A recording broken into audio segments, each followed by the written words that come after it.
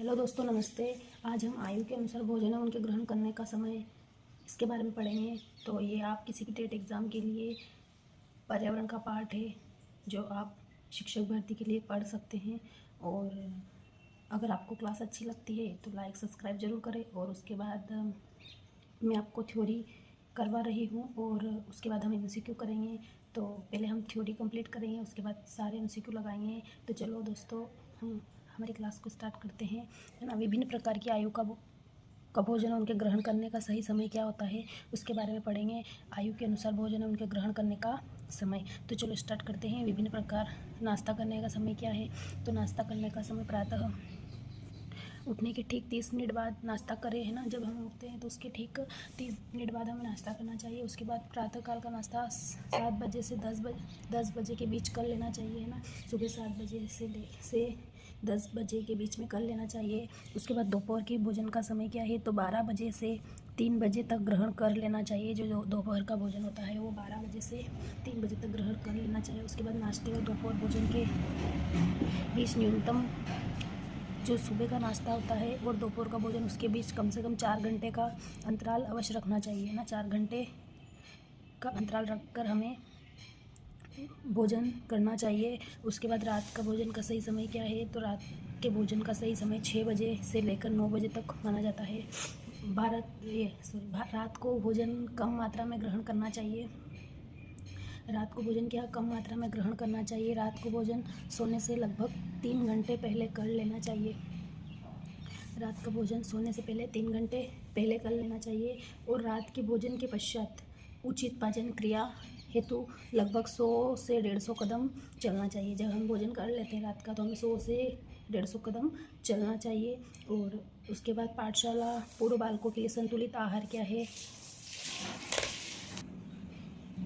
अब हम एक से लेकर 6 वर्ष के बच्चों के लिए संतुलित आहार देखेंगे कि उनके लिए हमें संतुलित आहार में क्या देना चाहिए, है ना। तो भोज्य पदार्थ ग्राम में है और शाकाहारी, मांसाहारी, शाकाहारी और मांसाहारी, है ना। तो गुड़ व शक्कर शाकाहारी को 30 ग्राम में और मांसाहारी को 30। शाकाहारी मतलब ये 1 से 3 वर्ष के बच्चों के लिए है और ये 4 से 6 वर्ष के बच्चों के लिए है। शाकाहारी को 40 और मांसाहारी को 40, इसमें दोनों को 40। उसके बाद मांस, मछली, अंडा तो ये शाकाहारी को नहीं देना चाहिए। उसके बाद मांसाहारी को 40, शाकाहारी को नहीं और मांसाहारी को 40। दूध 1 से 3 वर्ष के बच्चों को 600 ग्राम और मांसाहारी को 400 ग्राम। उसके बाद 4 से 6 वर्ष के बच्चों को 600 ग्राम और 400, ये दूध सेम ही है ना। 1 से 3 को और 4 से 6 के लिए सेम है। उसके बाद फल 100 ग्राम, मांसाहारी को भी 100 ग्राम और 4 से 6 को भी 100 ग्राम और मांसाहारी को भी 100 ग्राम। उसके बाद फल का हो गया। सब्जियों के बारे में जड़, कंद एवं अन्य सब्जियों के बारे में तो सब्जी 1 से 3 वर्ष के बच्चों को लिए 30 और मांसाहारी को भी 30, शाकाहारी को 50, 4 से 6 वर्ष के बच्चों के लिए 50। और उसके बाद हरे पत्तेदार सब्जियां तो ये 50 सबके लिए, लेकिन 4 से 6 को 75 और मांसाहारी को भी 75। उसके बाद दाल तो 50, मांसाहारी को 50 और शाकाहारी को 4 से 6 वर्ष के बच्चों को 60 और मांसाहारी को 50, है ना। उसके बाद हम अनाज की बात करते हैं तो ये 120 और इसको भी, ये मांसाहारी को भी 120 और शाकाहारी 4 से 6 वर्ष वाले बच्चों को 170 और मांसाहारी को भी 170। तो ये हमने कुछ खाने के बारे में देखा है कि 1 से 6 वर्ष के बच्चों के बीच में संतुलित आहार कैसा होना चाहिए और हमें किस टाइम पे किस प्रकार से भोजन करना चाहिए। वो टाइम टेबल पढ़ा जो हमारे सिलेबस में दिया गया था। और उसके बाद आगे का चैप्टर देखते हैं हम। विश्व स्वास्थ्य संगठन के बारे में देखते हैं, है ना। तो संयुक्त राष्ट्र संघ की एक विशेष एजेंसी है। विश्व स्वास्थ्य संगठन क्या है। ये संयुक्त राष्ट्र संघ की क्या है, एक एजेंसी है जो अंतर्राष्ट्रीय स्तर पर स्वास्थ्य संबंधी विषयों पर कार्य करती है। जो स्वास्थ्य संबंधी विषय पर क्या करती है, कार्य करती है।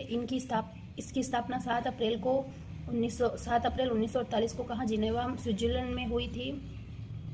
इसलिए प्रत्येक 7 अप्रैल को विश्व स्वास्थ्य दिवस मनाया जाता है ना। हर साल क्या विश्व स्वास्थ्य दिवस कब मनाया जाता है? तो ये 7 अप्रैल को मनाया जाता है। और विश्व स्वास्थ्य संगठन समिति ये संयुक्त राष्ट्र संघ की एक क्या है, एजेंसी है, और ये जेनेवा में है ना। और इसके बाद ये 7 अप्रैल विश्व स्वास्थ्य दिवस 7 अप्रैल को मनाया जाता है ना। इसमें से हमेशा क्वेश्चन बनता है, तो आप इसको अच्छे से एक बार रीड कर लेना है, और जो जो मैंने अंडरलाइन किया उसको नोट कर लेना। उसके बाद भारतीय चिकित्सा अनुसंधान परिषद, तो भारत में चिकित्सा अनुसंधान के लिए वीर शीर्ष निकाय है। क्या है ये? एक शीर्ष निकाय है। वर्ष 1911 में इंडियन रिसर्च एसोसिएशन के रूप में स्थापित किया गया था। बाद में इसका भारतीय चिकित्सा अनुसंधान परिषद कर दिया गया। बाद में इसका नाम क्या कर दिया गया? भारतीय चिकित्सा अनुसंधान परिषद कर दिया गया। और ये कब स्थापित किया गया था? तो 1911 को। और ये क्या है? तो ये भारत में चिकित्सा अनुसंधान के लिए एक निकाय है, और इसका नाम बदल के क्या कर दिया गया? चिकित्सा अनुसंधान परिषद, है ना। इसके बाद इसका मुख्यालय कहाँ है? तो ये नई दिल्ली में स्थित है, और इसे भारत सरकार के स्वास्थ्य एवं परिवार कल्याण मंत्रालय द्वारा वित्तीय सहायता प्राप्त है ना। इसको भारत सरकार के द्वारा क्या है? परिवार कल्याण मंत्रालय द्वारा वित्तीय सहायता प्राप्त होती है। इसके बाद राष्ट्रीय पोषण संस्थान के बारे में पढ़ेंगे। तो भारत में स्थित एक सार्वजनिक पोषण, स्वास्थ्य और अनुसंधान से संबंधित संस्थान है ना। कौन सी संस्थान है? पोषण संस्थान, राष्ट्रीय पोषण संस्थान, है ना। ये क्या है? एक सार्वजनिक संस्थान है, और इसकी स्थापना कहाँ? तो 1918 में कुन्नूर में की गई थी, है ना।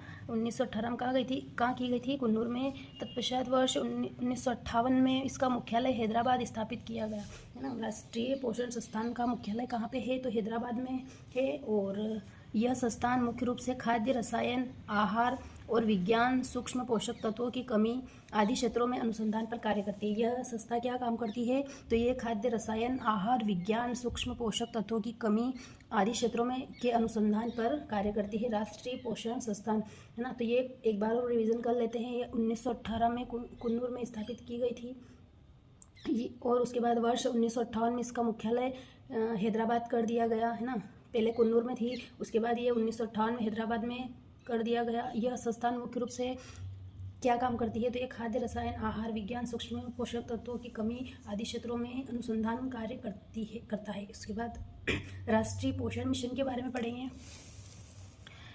इसे पोषण मिशन के नाम से जाना जाता है, और इसकी शुरुआत 8 मार्च 2018 में की गई थी। राष्ट्रीय पोषण मिशन की शुरुआत कब की गई? तो 8 मार्च 2018 में की। राष्ट्रीय पोषण मिशन की शुरुआत 8 मार्च 2018 में की गई। यह भारत सरकार की प्रमुख पहल थी, है ना। यह भारत सरकार की क्या प्रमुख पहल है, जिसका उद्देश्य क्या है? 6 वर्ष से कम उम्र के बच्चों और किशोरियों, गर्भवती महिलाओं और स्तनपान कराने वाली माताओं में कुपोषण को कम करना। इसका काम क्या है? किशोरियों, गर्भवती महिलाओं, 6 वर्ष से कम उम्र के बच्चों और स्तनपान कराने वाली माताओं में कुपोषण कम करना है राष्ट्रीय पोषण मिशन। इसका शुरुआत 8 मार्च 2018 में की गई, है ना। किसने की? यह भारत सरकार की प्रमुख क्या थी? पहल थी। आपको समझ में आया होगा, है ना। आज की क्लास हम यहीं तक रखते हैं। इसके बाद हम अगला टॉपिक लेके आएंगे, तो आप मेरे साथ बने रहे। और अगर आपको अच्छा लगता है तो लाइक करें, सब्सक्राइब करें और शेयर करें। Thank you.